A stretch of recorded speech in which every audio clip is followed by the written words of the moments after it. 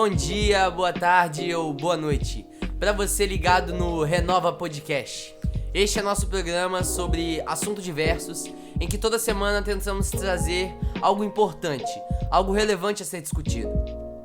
Hoje, traremos um assunto muito relevante, sobre os ODS, os Objetivos de Desenvolvimento Sustentável, focando principalmente no setor do mercado da agricultura. Para a gente começar o papo de hoje, temos que entender, primeiramente, qual é a origem dos ODS e a sua importância social para nós hoje em dia. Os ODS foram desenvolvidos no ano de 2015 em uma conferência da Organização das Nações Unidas. Eles são, na verdade, uma resposta a um primeiro projeto chamado ODMs, que eram os Objetivos de Desenvolvimento do Milênio. Os ODMs foram criados no ano de 2000, quando em uma conferência da ONU foi tentado se criar objetivos que revertessem os impactos causados pela humanidade até aquele momento. Acontece que por muitos anos e até hoje em dia, nós humanos continuamos poluindo a Terra, impactando ambientalmente todos os ecossistemas existentes no planeta, aumentando as desigualdades tanto sociais quanto econômicas e até culturais, com isso gerando problemas para gerações futuras. E é justamente com o objetivo de reverter esses problemas que a ONU tenta criar objetivos concretos que possam, no mundo inteiro, solucionar essas questões. Após 15 anos dos ODMs, a ONU se viu na necessidade de criar outros objetivos, dessa vez, objetivos sustentáveis. A sustentabilidade é um termo que, embora seja antigo, tem se usado cada vez mais no último século. A sustentabilidade é a capacidade de sustentação ou conservação de um processo ou sistema. A palavra sustentável deriva do latim sustentare e significa sustentar, apoiar, conservar e cuidar. O conceito de sustentabilidade aborda a maneira como se deve agir em relação à natureza. Os processos de sustentabilidade envolvem tanto as questões sociais, quanto econômicas, quanto ambientais.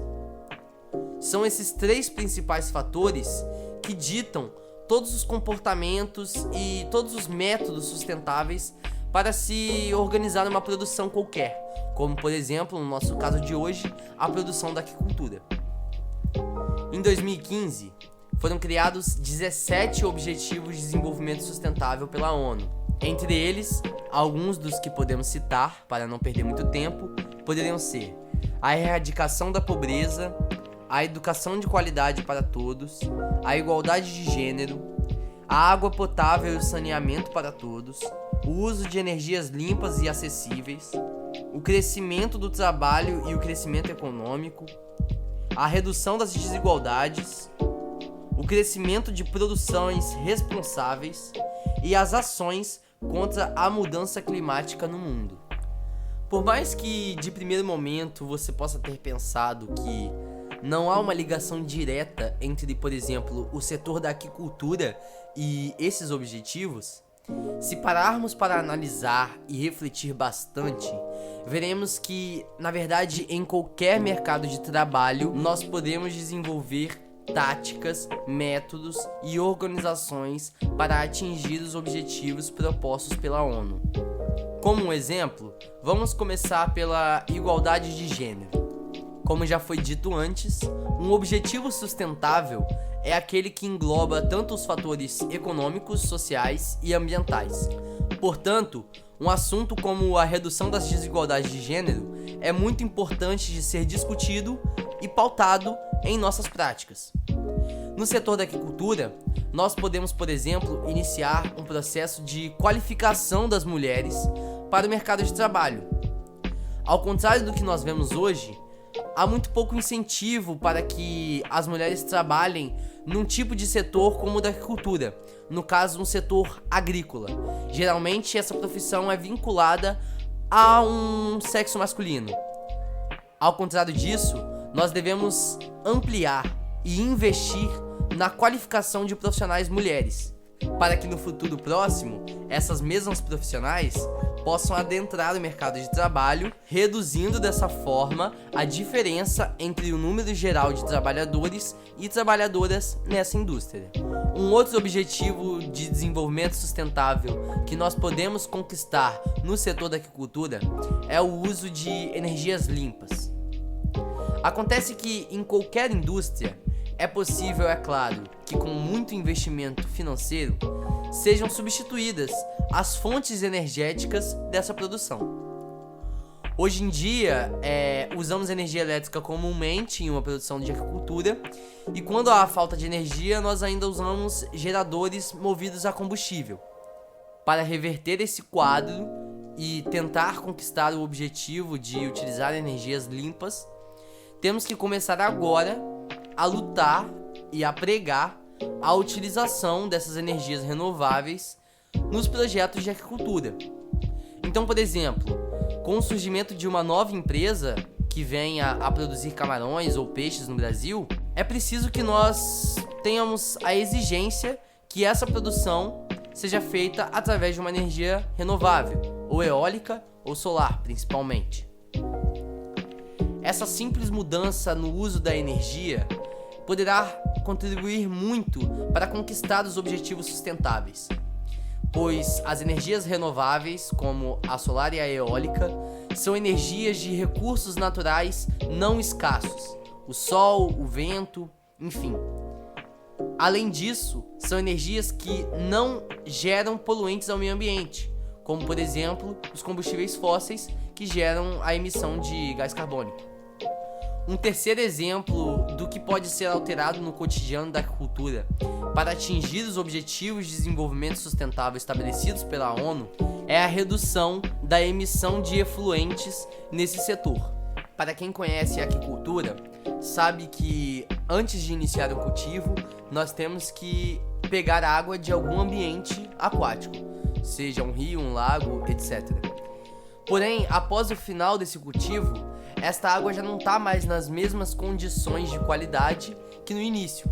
Essa água provavelmente tem uma série de bactérias e outros agentes patógenos que podem prejudicar animais em meio natural. Ela também pode ter grandes concentrações de elementos nitrogenados, o que pode causar a chamada eutrofização na água. Enfim, são vários fatores que devem ser revertidos antes que essa água volte para o meio natural, pois caso ela seja revertida sem um tratamento desses efluentes, um tratamento desses tipos de elementos prejudiciais ao ambiente natural, elas obviamente irão prejudicar todo o ecossistema que vai ser influenciado por essa água. Portanto, o que deve ser feito, como já foi dito antes, é o tratamento desses efluentes. É a possibilidade de se reduzir ao máximo os níveis de contaminação, os níveis de matéria orgânica depositada, os teores de oxigênio dissolvido ou qualquer outro tipo de parâmetro que vá prejudicar essas vidas em meio natural. Além desses 3 pontos que nós já discutimos, existem outras diversas maneiras de que a aquicultura pode se modificar para atingir os objetivos de desenvolvimento sustentável. Agora, o que é importante focar é que essa mudança só partirá a partir das pessoas que têm o poder da mudança. Tanto políticos quanto empresários devem ser cobrados diariamente por nós para que suas perspectivas mudem e, com isso, suas ações também mudem.